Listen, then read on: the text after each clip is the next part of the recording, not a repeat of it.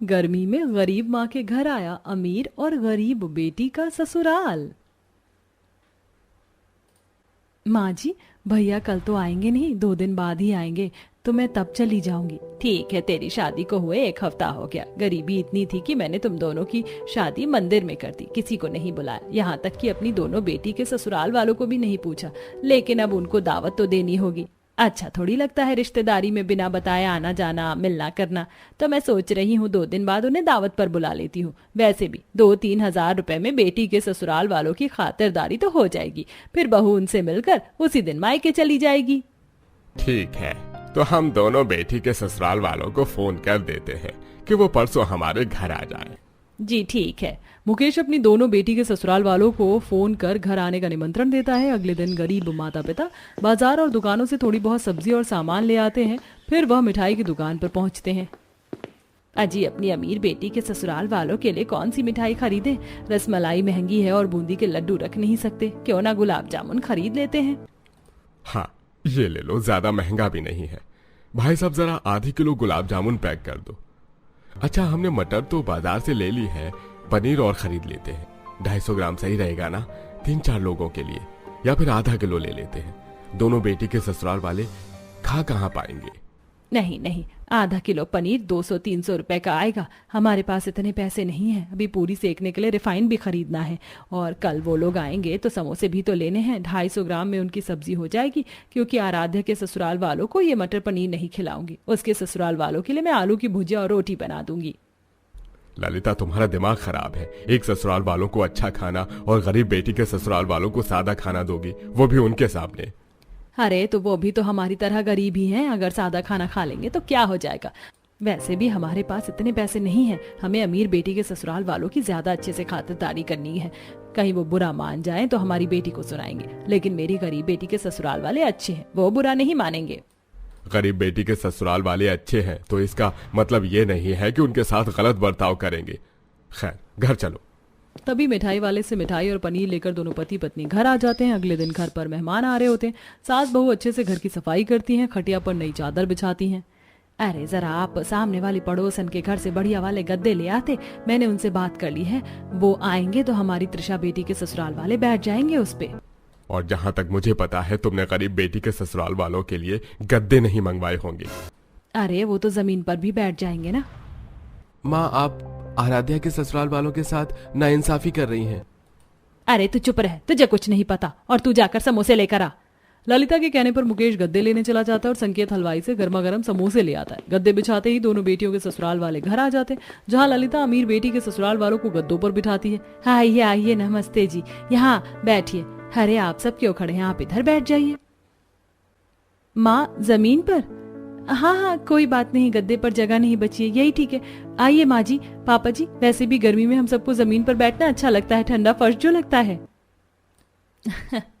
ये अच्छा है समधन जी, आपने हमारे बराबर इन गरीब समधियों को नहीं बैठाया, वरना हम ये अपमान हरगिज नहीं बर्दाश्त करते। बिल्कुल सही कहा माँ जी, एक तरह से ठीक ही है कि ये लोग जमीन पर बैठे, वरना इनमें और हम में भी फर्क ही क्या रह जाएगा। बिल्कुल सही कहा हमारी बहू ने। अरे छोड़िए ना आप ये सब बातें, आप दोनों मेरी बहू से मिलिए। माफ कीजिएगा, जल्दीबाजी में शादी कर दी थोड़ी, इसीलिए बुला नहीं पाए। कोई बात नहीं समधन जी, हम वक्त की नजाकत को समझते हैं। अरे राखी बहू, जरा सबके लिए पानी लेकर आना और चाय समोसे भी परोस देना। तभी नई बहू सबका आशीर्वाद लेकर पानी लाकर सबको देती है।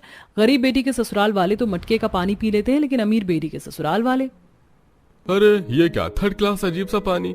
एक तो आरओ का पानी भी नहीं है, ऊपर से इतनी गर्मी में आप ठंडा बर्फ का पानी भी नहीं दे रहे, ऐसे खातिरदारी करते हैं। वही तो समधन जी, दावत पर बुलाकर ऐसा अपमान करेंगी क्या? इतनी गर्मी में अच्छा सा खाने पीने को भी तो दीजिए। अरे माफ कीजिएगा, मैं अभी आरओ वाला पानी लाता हूँ। मुकेश बाहर से बिस्लेरी की पानी की बोतल लाता है और अमीर ससुराल वालों को पानी पिलाता है। उसके पानी पीने के बाद राखी चाय समोसे अमीर ससुराल वालों को देती है, जबकि गरीब माँ बेटी के ससुराल वालों को कचरी पपड़ी दे देती है। ये सब क्या देखना पड़ रहा है? एक ससुराल वालों को अच्छा खाना पीना दे रहे हैं और हमें ये कचौरी पापड़ और उन्हें समोसे। मुझे माँ से बात करनी होगी। अरे बहू, तुम्हारे मायके वालों को थोड़े तो बताओ ससुराल वालों का कैसे स्वागत करते। इतनी गर्मी में चाय के साथ समोसे दे रहे हैं, अरे कम से कम कोल्ड ड्रिंक तो देते। माँ क्यों मेरी बेइज्जती करवा रही है? मेरे ससुराल वालों को यहाँ बुलाकर। जाइए आप कोल्ड ड्रिंक मंगवा दीजिए। वैसे भी बहुत गर्मी लग रही है। आपके घर में अभी तक कूलर एसी कुछ नहीं लगा यहाँ पर। मुझे नहीं लगता हम ज्यादा देर यहाँ पर बैठ पाएंगे। हमें यहाँ से चलना चाहिए। बहू से मिल तो लिए। ये लो बहू तुम्हारा नेक। अरे अरे आप परेशान मत होइए, मैं भी कोल्ड ड्रिंक मंगवा देती हूँ और पंखा। माँ परेशान मत होइए, मैं बाहर से कुछ इंतजाम करती हूँ और मैं हवा कर देती हूँ। तब गरीब बेटी पड़ोसी से फर्राटा पंखा मांगने जाती है। वहीं अंजना अमीर ससुराल वालों को हाथ पंखे से हवा करती है। ओफ, अब जाकर इस गर्मी में थोड़ा चैन मिला, ऐसे हवा करते रहिए हम सबकी। फिर गरीब ससुराल वाले कचरी पापड़ खाते हैं और अमीर ससुराल वाले कोल्ड ड्रिंक समोसा। तब बहू का भाई पगफेरे की रस्म के लिए उसे ले जाता है। वहीं गरीब बेटी फर्राटा पंखा लाकर अमीर ससुराल वालों की तरफ कर देती है, जिससे उनको तो हवा लगती है, लेकिन बेचारी गरीब बेटी के ससुराल वाले गर्मी में बैठे रहते हैं। बाप रे, इस छत वाले पंखे से तो बहुत गर्म हवा आ रही है और पसीना भी आ रहा है। हाँ जी, मुझे भी बहुत गर्मी लग रही है। सारी हवा तो अमीर ससुराल वाले खा रहे हैं। कोई बात नहीं, हमें तो ऐसे रहने की आदत है। तभी गरीब माँ और अमीर ससुराल वालों को कटोरी में 2-2 गुलाब जामुन रख देती है, लेकिन गरीब ससुराल वालों को 2 गुलाब जामुन में से आधा करके खाने को कहती है। ये देख गरीब बेटी अपनी माँ से एकांत में बोलती है, माँ ये सब क्या है? मैं देख रही हूँ आप मेरे ससुराल वालों के साथ अलग बर्ताव कर रही हो और अमीर ससुराल वालों को अच्छा अच्छा खाने पीने को दे रही हैं। हाँ तो क्या हो गया? तू जानती है ना मेरे पास इतने पैसे नहीं है, फिर भी कैसे कैसे मैं इंतजाम कर रही हूँ। और ये भी तो देख, तेरी छोटी बहन अमीर ससुराल में है, उनको तो अच्छा खाना पीना खिलाना ही पड़ेगा। तू और तेरे ससुराल वाले तो मुझे समझ सकते हैं ना कि नहीं? अरे बहू कोई बात नहीं, मुंह मीठा करना है ना, इतने गुलाब जामुन से भी हो जाएगा। अरे आप सब कहाँ चले गए? हमें यहाँ झोपड़ी देखने के लिए बुलाया है क्या? एक तो इतनी गर्मी लग रही है, आइसक्रीम वगैरह ही मंगवा दो। आप चिंता मत कीजिए, हम लाते हैं। मुकेश रसोई में जाकर पैसे देखता है। हे भगवान, हमारे पास तो पैसे नहीं है, अब क्या करें? समधी जी परेशान मत होइए, ये लीजिए मेरे पास 200 रुपए हैं, आप इसके आइसक्रीम ले आइए। अरे भाई साहब, मैं आपसे पैसे नहीं ले सकता। अरे भाई साहब भी कह दिया और पैसे भी नहीं ले रहे। देखिए वो हमारे भी समधी हैं, हम तो ऐसे भी रह लेंगे, लेकिन उनकी खातिरदारी करना बहुत जरूरी है। लीजिए ये सुन मुकेश शुक्रिया करके बाहर से महंगी महंगी कोन वाली आइसक्रीम ले आता है, जिससे चारों लोग खाते हैं, लेकिन गरीब ससुराल वालों को नहीं मिलती। इसके बाद अंजना और गरीब बेटी अमीर ससुराल वालों की खातिरदारी करने के लिए ललिता के साथ चूल्हे पर खाना बनवाती है, जिससे खाना बनाते वक्त उन्हें तड़के की धांस लगती है। पंखा बंद करवाने पर उन लोगों को गर्मी लगती है और ताने देते हैं, क्या है, कभी खांसी आ रही है, कभी पंखा बंद हो रहा है, मेरे से नहीं रहा जा रहा यहाँ पर। अरे बेटा बाहर भी गर्मी है बहुत, तेरे घर वालों ने कोई ढंग का इंतजाम किया है या नहीं? माँ क्या है ये सब? कभी आरओ का पानी नहीं है, गर्मी लग रही है, खाना पीना भी अभी तक आपसे बना नहीं है। जब खाना बना नहीं तो बुलाया क्यों? बस बेटा पूरी सेक के ला रही हूँ और तड़का डाला था। समधन जी मैंने खाना परोस दिया है, चलिए अंदर इसे ले चलते हैं। गरीब ससुराल वाले भी ललिता के साथ अमीर ससुराल वालों की खातिरदारी करने में लग जाते हैं, उन्हें खाना परोसते हैं। कभी लाइट जाने पर उनकी हवा करते हैं। अरे आपने कैसी दावत करवाई थी, खाना पसंद नहीं आया। हमारा व्हाइट सॉस स्पैगेटी खाने का मन था, ये लीजिए पैसे और जो सामान बता रहे हैं वो लाकर बना कर दीजिए। हाँ माँ। बेचारी गरीब माँ धूप में जाकर बाहर से स्पैगेटी का सामान लेकर आती है। त्रिशा के कहने पर यूट्यूब से देखकर खाना बनाती है, जिससे खाना खाने के बाद वो गरीब माँ की और भी ज्यादा इंसल्ट करते हैं। क्या माँ, तुमने तो सच में मेरे ससुराल वालों के सामने मेरी नाक कटवा कर रख दी है। बहन जी आपने तो गर्मी में मार डाला हमें, ऊपर से खाना बनाना भी नहीं आया, सारा मूड खराब कर दिया। चलो चलते हैं यहाँ से। हाँ चलो। बस बहुत हो गया त्रिशा, तुझे माँ की हालत दिखाई नहीं देती? उनके पास पैसे नहीं थे, फिर भी तेरे अमीर ससुराल वालों के लिए उन्होंने सब कुछ किया। यहाँ तक कि मेरी सासू माँ तेरे ही ससुराल वालों की खातिरदारी में लग गई, पर तूने तो किसी की कोशिशों को समझा ही नहीं। हाँ नहीं समझना और समझ के करना भी क्या है। अरे बहू तेरे मायके वालों ने गर्मी में मार दिया, चल अपने एसी में रहेंगे। बेइज्जत करके अमीर ससुराल वाले वहां से चले जाते हैं। ये सब देख ललिता रोने लगती है। देख लिया ललिता, तुमने दोनों बेटियों के ससुराल वालों में फर्क किया और अंजाम देखा। जिसकी ज्यादा खातिरदारी ज्यादा की वही, और तुम्हारी अपनी बेटी तुम्हें सुनाकर चली गई। मुझसे गलती हो गई जी आराध्या और समधन जी। भाई साहब जी आप मुझे माफ कर दीजिए, मैंने आप लोगों को जाने अनजाने दिल दुखाया और आपसे खातिरदारी करवा दी। अरे समधन जी जो हुआ भूल जाइए, देखिए हम भी आपकी तरह गरीब है और हमें किसी तरीके से रहने में कोई संकोच नहीं है, भूल जाइए। आपने भी कुछ नहीं खाया, खा लीजिए। इस तरह ललिता के मन में अब गरीब ससुराल वालों की इज्जत और बढ़ जाती है। आजा मेरी बहू, तेरा इस घर में बहुत स्वागत है। मैं जानती हूँ कि गर्मी बहुत ज्यादा है और मेरा भी ये घर छोटा सा है, लेकिन बहू मैं इससे ज्यादा तुझे कुछ नहीं दे सकती हूँ। सासू माँ, आप इस तरह की बातें क्यों कर रही हैं? मुझे मेरे ससुराल से कोई शिकायत नहीं है। हाँ बहू, मैं जानती हूँ कि तू दिल की बहुत अच्छी है और इसीलिए तू कभी मुझसे किसी चीज की शिकायत नहीं करेगी, लेकिन मेरी बच्ची, अपनी इस गरीबी पर मैं बहुत शर्मिंदा हूँ। इसी गरीबी की वजह से मैं तेरी बहनों को जूता छुपाई का शगुन नहीं दे पाई। तुझे कुछ नहीं दे सकूंगी, इसलिए मुझे माफ कर देना। माँ जी, मुझे आपसे कोई शिकायत नहीं है और ना ही कुछ लेने का लालच है। मैं अपने ससुराल के हालात से वाकिफ हूँ। हो सकता है बहू मैं तुझे कुछ दे पाती, लेकिन अभी महीने भर पहले मैंने अपनी बेटी की शादी कर दी, जिसके बाद मेरे पास अब कुछ बाकी नहीं है। मैं अगर तुझे कुछ दे सकती तो वो माँ जैसा प्यार है। मेरी बेटी मेरे पास से चली गई और तू अपनी माँ का घर छोड़ आई। तुझे माँ की जरूरत है और मुझे मेरी बेटी की, और आज से तू ही मेरी बेटी है। मुझे तो ससुराल में सास की जगह माँ मिल गई, तो फिर और क्या चाहिए? रिद्धिमा ऐसा बोलकर शोभा से लिपट गई। रिद्धिमा की आज ही शोभा के बेटे सोहन से शादी हुई थी। शोभा बस एक गरीब सी औरत थी जिसके यहाँ कोई सुख सुविधा भी नहीं थी। छोटे और कमजोर से घर में शोभा के परिवार का गुजारा हो रहा था। बहू, अब तो ज्यादा गर्मी नहीं लग रही ना तुझे? नहीं माँ जी मुझे इस तरह से हवा मत कीजिए, मुझे अच्छा नहीं लग रहा। लाइए अब मैं करूंगी आपको और मुझे दोनों को हवा। बेटी बोला है ना मुझे आपने, तो माँ बेटियों की इतनी खिदमत करती हुई अच्छी नहीं लगती है। ठीक है बाबा, ले ले और कर ले तू ही हवा। पता है बहू, ये गर्मी बेसुकून तो होती है, लेकिन इसमें सुकून भी है। कम से कम घर के नीचे तो हैं हम। मुझे तो बरसात और तूफानों का डर लगा रहता है। हमारा घर बहुत ज्यादा नाजुक हो रखा है। डर लगा रहता है कि किसी खतरनाक आंधी या तूफान में हम अपना घर ही ना खो बैठे। नहीं माँ जी, हमें ऐसे डर डर कर अपने आज को नहीं बिगाड़ना चाहिए। जो होगा अच्छा ही होगा। रिद्धिमा ने शोभा को समझा दिया, लेकिन कौन जानता था कि मुश्किल की घड़ियां अब बस दस्तक देने से 2 कदम दूर थी। जैसे ही रात हुई, तेज तेज आंधी और तूफान चलने लगा और बहुत तेज बारिश शुरू हो गई। मौसम के इस बदलाव से सारे अमीर लोग खुश हो गए। कहीं पकौड़े बन रहे थे तो कहीं पहली बरसात की रील्स बनाई जा रही थी। लेकिन ऐसे में गरीब लोग भी, जिन्हें ये मौसम खाने को आ रहा था।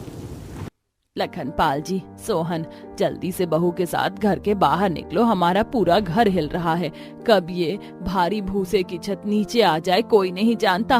जल्दी से बाहर चलो। माँ जी, मुझे ये बड़ी पन्नी मिली, सारा जरूरी सामान इसमें डाल दीजिए।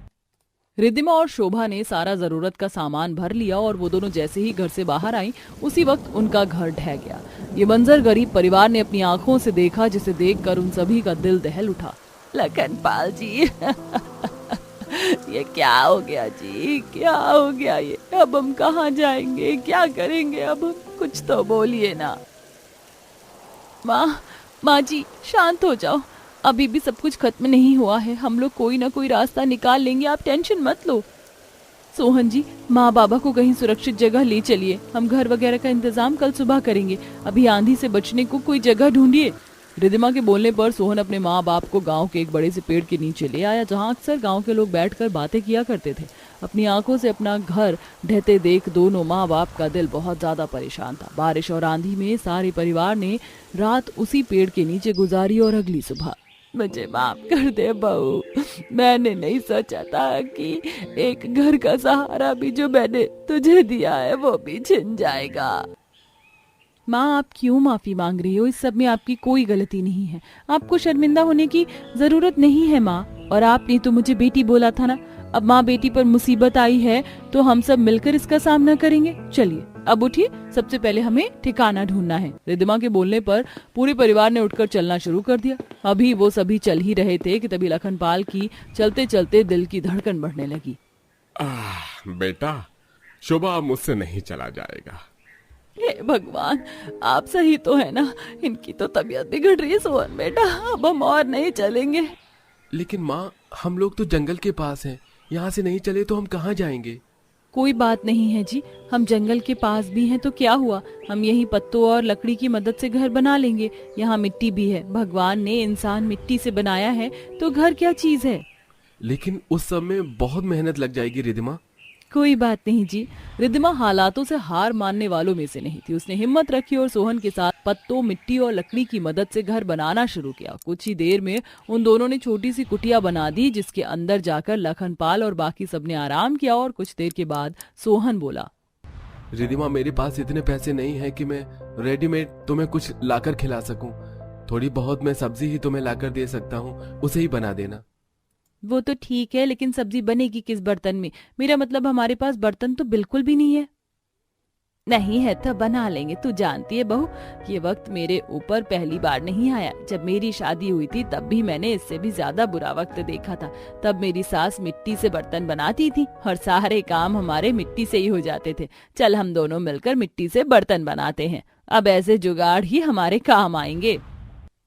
शोभा ऐसे बोलकर रिद्धिमा को मिट्टी के बर्तन बनाना सिखाने लगी। बातों बातों में दोनों सास बहू ने मिट्टी से रसोई का काफी सारा सामान बना दिया, जिसको एक एक करके रिद्धिमा ने चूल्हे में सुखाया। और माँ जी, ये सामान हमारे छोटे से घर के हिसाब से कुछ ज्यादा नहीं है? सही बोल रही है बहू। चल कोई नहीं, अगर ये थोड़ा सा ज्यादा भी है तो जो सामान फालतू है उसे हम कल बेच आएंगे, इससे थोड़ी कमाई हो जाएगी। शोभा की बात को रिद्धिमा भी मान गई। उन दोनों ने ईंटों के चूल्हे पर खाना बनाया, जो कि पूरे परिवार ने खाया। और अगली सुबह वो दोनों सुहावने मौसम में मिट्टी के बर्तन बेचने बाजार आ गई, जहाँ बहुत ही जल्दी उनके सारे बर्तन बिक गए। यकीन नहीं होता माँ जी कि हमारे सारे बर्तन बिक गए। आजकल के लोगों को अकल आती जा रही है कि मिट्टी के बर्तन में खाना कितना फायदेमंद है, इसीलिए ये बर्तन बिके। बहू, मैं क्या सोच रही थी कि क्यों ना हम दोनों ऐसे ही मिट्टी के बर्तन बेचने लग जाएं। इससे घर में भी पैसे आएंगे और हम एक पक्का घर खरीद पाएंगे। बिल्कुल सही सोचा माँ जी आपने। आज की कमाई को देखकर तो मैं भी यही सोच रही हूँ। रिद्धिमा और शोभा ने ऐसे ही मिट्टी के बर्तन बना बनाकर बेचने का मन बना लिया। अब वो रोजाना बर्तन बनाती और सुबह को उन्हें बेचने आ जाती थी। सोहन भी अपने कारखाने जा रहा था, जिससे खाने पीने का गुजारा हो रहा था। तभी एक दिन, बहू मेरी कमर। माँ जी, जमीन पर सो सोकर आपकी कमर अकड़ रही है, साथ में पापा जी को भी तकलीफ हो रही होगी। कैसा हो अगर हम मिट्टी से एक बेड बनाकर इसमें रखें तो, जिससे सोने में भी आराम हो और कुछ बिस्तर लगाकर गुदगुदा भी हो जाएगा, जिससे आप दोनों की कमर को तकलीफ भी नहीं होगी। आइडिया तो बहुत अच्छा है बहू, तो फिर नेक काम में देरी कैसी, चल शुरू करते हैं। रिद्धिमा और शोभा ने खूब मेहनत की और उन्होंने मिट्टी से अपने सोने और खाली से घर में एक बेड भी बनाकर रख लिया। लेकिन अभी ऐसे ही ये सिलसिला खत्म नहीं होने वाला था। शाम को सोहन अपने कारखाने से एक कूलर की मोटर और पंखुड़ियां लेकर आया। माँ, ये कूलर की मोटर और पंखुड़ी बिल्कुल सही है। मालिक ने ये मुझे इसलिए दी क्योंकि कूलर की बॉडी गल गई थी। कारखाने में तो नया कूलर आ गया। आप बताओ मैं इन्हें कहाँ लगाऊं? अच्छा हुआ बेटा तू उन्हें यहाँ ले आया। सीधी धूप घर में आती है, जिससे गर्मी भी लगने लगी है। इन्हें ऐसे ही कहीं पर भी लगा देना तो बहुत खतरनाक होगा। माँ जी, क्यों ना हम इसके लिए मिट्टी से ही एक कूलर भी बना दे, जिसमें ये पंखुड़ी लग जाए। रिद्धिमा की बात पर सभी राजी हो गए। बस फिर क्या था, रिद्धिमा और शोभा दोनों सास बहू ने मिलकर मिट्टी से ही कूलर बना दिया, जिसमें मोटर फिट हुई। और रिद्धिमा के घर में बेड, कूलर और रसोई का सारा सामान मिट्टी का ही था। कुछ टाइम बाद उन्होंने अपने घर को पक्का करने के लिए उसे भी मिट्टी से लीप दिया, जिसकी वजह से अब वह एक मजबूत मकान बन चुका था और अब उसे कोई भी आंधी और तूफान हिला नहीं सकता था। ऐसे ही चलते चलते एक महीना होने को आया था। एक दिन अचानक से रिद्धिमा की ननद मोना अपने मायके आ गई और शोभा से लिपट लिपट कर रोने लगी। क्या हुआ मेरी बच्ची? माँ, इतना कुछ हो गया, आपने मुझे बताना भी जरूरी नहीं समझा। मैं पहले घर गई थी, वहां सपाट जमीन देखकर मेरा दिल दहल उठा। किसी तरह आप तक पहुंची हूँ। आप चलिए मेरे साथ। आपने मेरी जिंदगी तो संवार दी, आपको ऐसे इस हालात में नहीं रहने दूंगी मैं। नहीं ननद जी, हम यहाँ से कहीं नहीं जाएंगे। माना कि वक्त हम पर बुरा आया था, लेकिन हम उसे पीछे छोड़ आए। अब हमें जिंदगी को जीना आ गया है, हम खुश हैं। इसीलिए आप चिंता मत कीजिए, और इस मिट्टी के घर में भी हम बहुत खुश हैं। रिद्धिमा की बात सुनकर शोभा बस चुप सी हो गई।